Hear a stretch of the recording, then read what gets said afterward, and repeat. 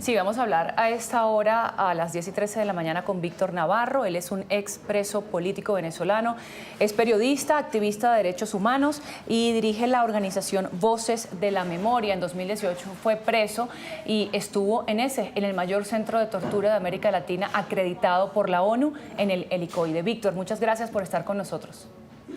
Muy buenos días, gracias a ustedes por el espacio, sobre todo en estas horas tan intensas para los venezolanos y principalmente para los familiares de los presos políticos. Empecemos por ahí, pues por lo que se está viviendo, las excarcelaciones. ¿Qué nos puede decir al respecto? Bueno, primero, creo que hay mucha tensión y opacidad alrededor de las liberaciones, a pesar de que el vocero del régimen habló de un número importante de excarcelaciones. Como bien decía la periodista anteriormente, solo sabemos de 11 excarcelaciones. Anoche hubo pernocta en centros de tortura como El Rodeo, donde familiares allí estaban, y hoy en día no se sabe nada. Hay mucha opacidad de la información, hay muchos custodios que le han confirmado boletas de excarcelación a familiares afuera de algunos de los centros de reclusión, pero esto todavía no se ha convertido en liberaciones reales. Realmente es un momento que pudiésemos catalogar como un momento de tensión por varias razones. No, lo primero, por esto que mencionaba, la opacidad de la información, de saber quiénes realmente son. Lo segundo es no tener garantías de que realmente sean todos. Y lo tercero es lo que esto representa tanto para los familiares y para los, eh, y para los presos políticos, ¿no? Ahorita ustedes hacían mención al mensaje del presidente electo Edmundo González, y la prudencia no solamente radica en el cuidado de aquellas personas que puedan publicar algo, sino también es en el cuidado y la importancia que tiene el cuidado para los familiares de los presos políticos y lo que esto Sí. representa. Fíjate que son personas que están viviendo muchísimo trauma desde hace muchos meses, desde hace muchos años, y que haya matrices de opinión sin certezas. Esto eh, genera muchísimo más incertidumbre y ansiedad. Y además hay presos políticos de 23 de los 24 estados en el país, cuyos familiares tienen que movilizarse Claro. durante horas hasta el centro de reclusión. Y esto, o sea, dimensionar esto en su totalidad en estos momentos es clave, porque lo que se está viviendo en Venezuela, si bien es cierto, pareciese ser el final de un ciclo de humillación, de un ciclo histórico de humillación. Hay que reconocer que todavía no ha cambiado, y mientras haya presos políticos no hay un cambio real y no hay transición. Y este grupo, que son los más vulnerables que tenemos hoy en día en el país, porque siguen siendo rehenes del régimen, Víctor, digamos, tenemos que manejarlo con mucha responsabilidad. sin duda, Víctor, hasta ahora estamos viendo la señal en vivo en nuestra señal digital de Caracas y también de la prisión El Rodeo en Venezuela, porque en cualquier momento se podría producir la liberación de otros presos políticos. Estamos hablando con usted precisamente por su experiencia, y quiero que usted empiece relatándosela a los usuarios, porque quizás usted es uno de los presos políticos venezolanos que logró algo admirable, que es sacar provecho, darle la vuelta a esa experiencia tan oscura de estar preso en el Helicoide. Cuéntenos, por favor, en qué momento fue su detención en el Helicoide y lo que nos quiera narrar al respecto. Sí, yo estuve detenido en el año 2018 en el Helicoide. Como bien decían, es el centro de tortura más grande de América Latina. Estuve preso allí por 5 meses. A mí me acusaron de terrorismo y traición a la patria. Yo estaba en mi último año de la carrera de comunicador social. Yo soy periodista, y tenía una organización en la que trabajábamos por jóvenes que después de las protestas habían quedado en situación de calle. El régimen de Nicolás Maduro comentaba que esto era una célula terrorista financiada por los Estados Unidos, y por eso me detuvieron arbitrariamente en este centro de tortura durante 5 meses. Allí, digamos que pasé la peor experiencia de mi vida, porque, como les decía, es un centro de tortura. En efecto, fui torturado no solamente psicológica, sino también físicamente durante el tiempo que estuve allí. Nunca se respetaron los derechos, nunca tuve un abogado, nunca tuve una visita, nunca pude tener una llamada a mis familiares. Me golpearon muchas veces, me raparon el pelo tipo como hacían en Auschwitz en los campos de concentración.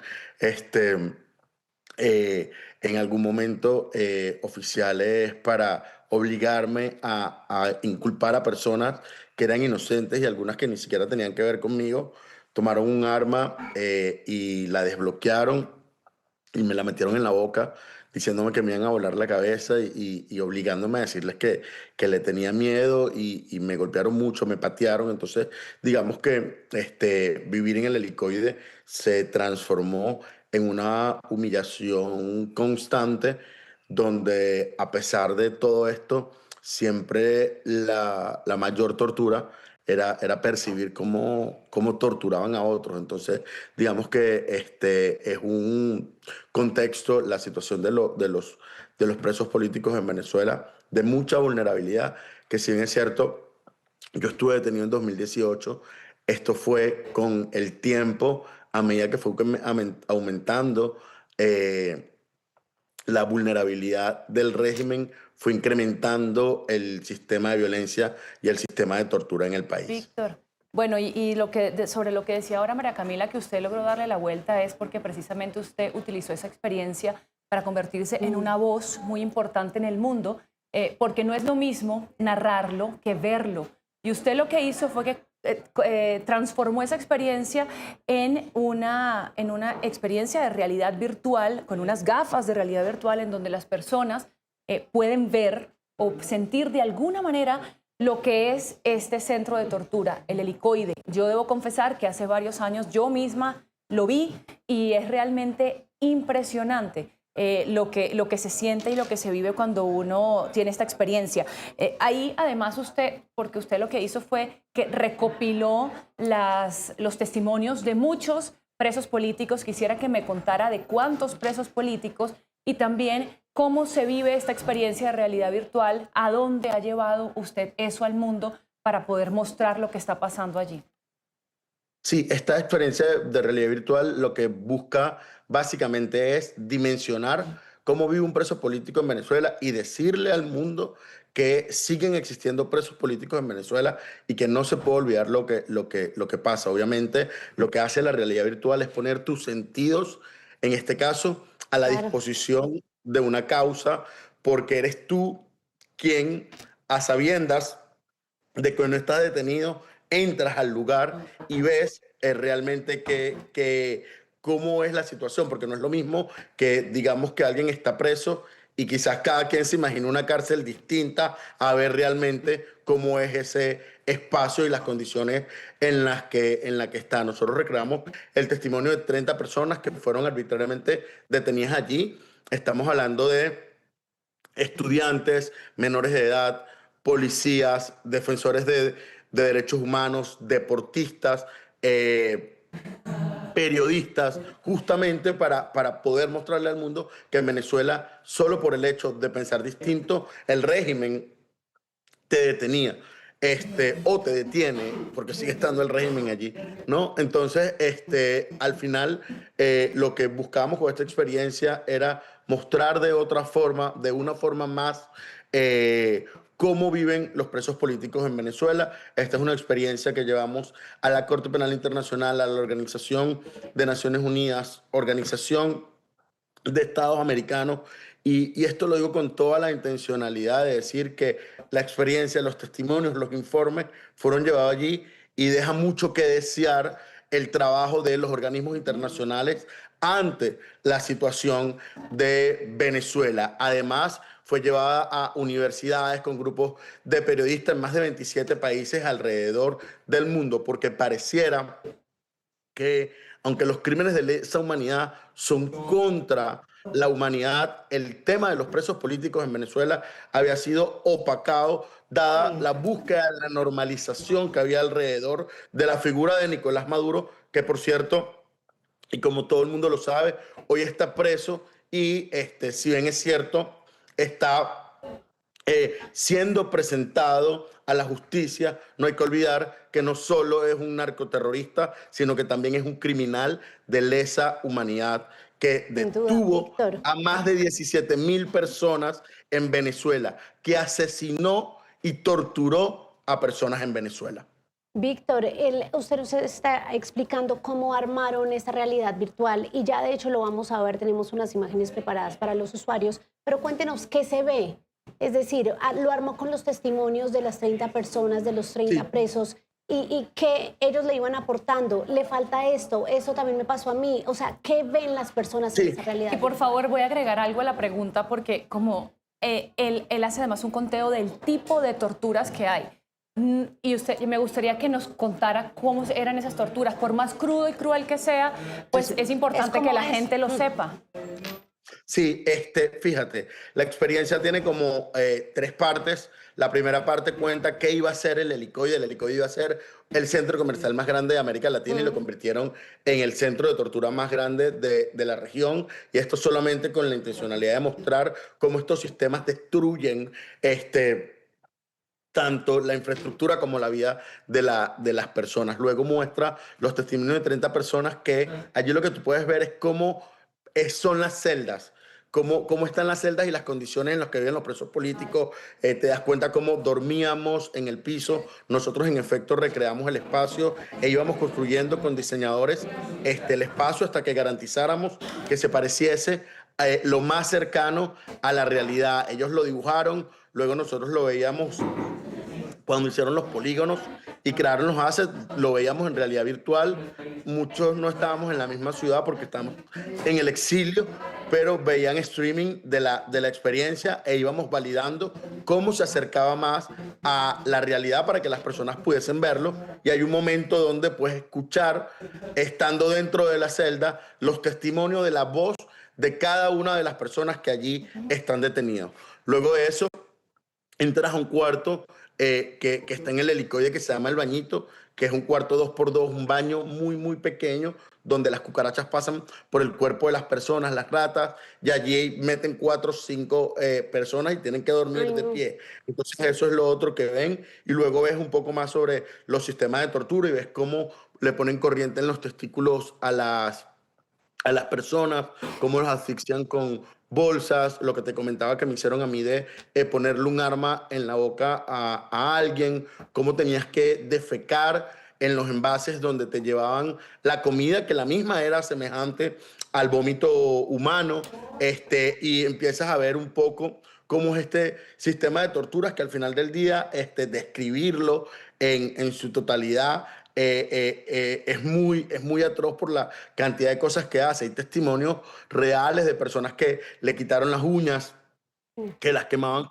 con cigarros, hombres que le pusieron palos, se los metían por el ano, o por ejemplo el caso de Mirlendres, que de la tortura le hicieron abortar y la dejaron en silla de ruedas y sigue estando detenida, por cierto, presa de Cilia Flores.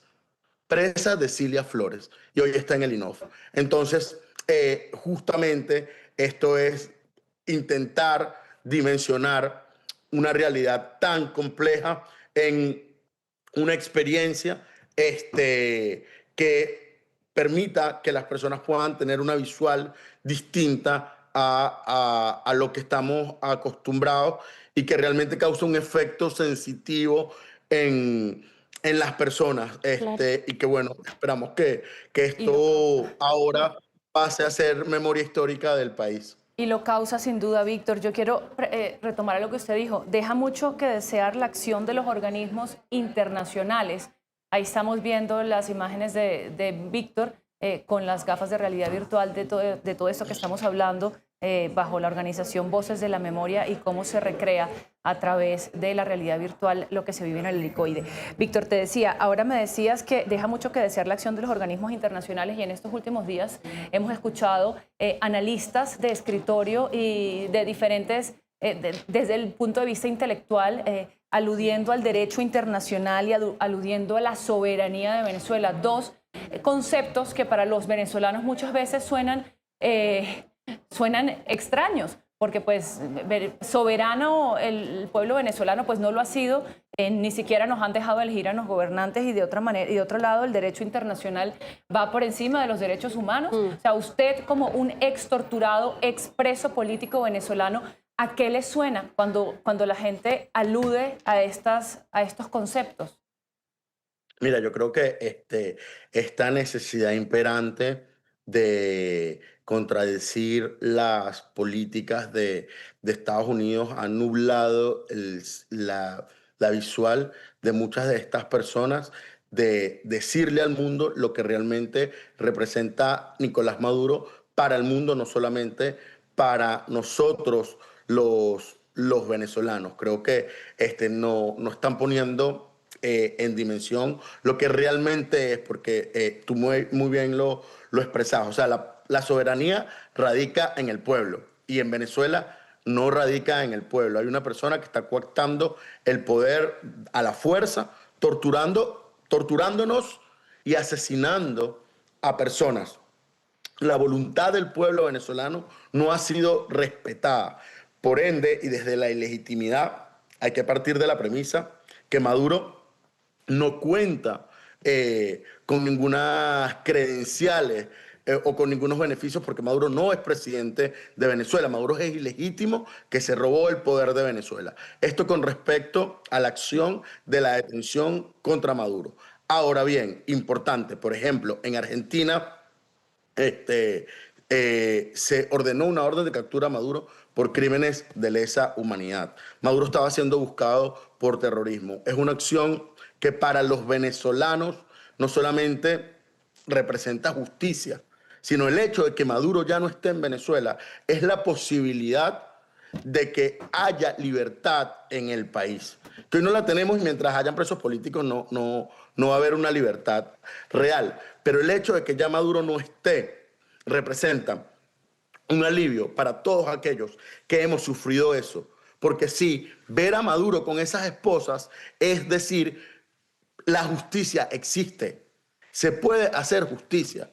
Y la comunidad internacional que sabía lo que estaba pasando no lo hizo. La comunidad internacional sabe que después del 28 de julio, en menos de 72 horas se llevaron a más de 2.000 personas. Sí. Eso es un crimen sistemático de violación de derechos humanos. Y la comunidad internacional no hizo nada. Entonces, hoy, por la fuerza a la que nos llevó Maduro y la comunidad internacional, Maduro está siendo juzgado ante unos tribunales que, por cierto, sí le respetan sus derechos, porque el mismo día que un funcionario de Estados Unidos publicó la comida de Maduro, en el INOF le estaban negando la paquetería a las mujeres detenidas allí. El mismo día, ayer salió la dirección de las cartas, donde se le puede enviar cartas a Maduro. Maduro puede recibir cartas. En Venezuela Víctor. hay más de 100 presos políticos desaparecidos hoy. Sí, precisamente eso que resalta Víctor es lo que muchos presos políticos dicen, ¿no? Que por lo menos a él le dan agua cuando la pide y le están dando alimentación debido proceso. y un debido proceso con abogados privados. Víctor, muchas gracias por habernos acompañado estos minutos y estaremos muy atentos también a invitar a ser parte a todas las personas de esta experiencia virtual para que lo que pasa al interior de la helicoide se conozca a nivel mundial. Gracias, Víctor. No, gracias a ustedes.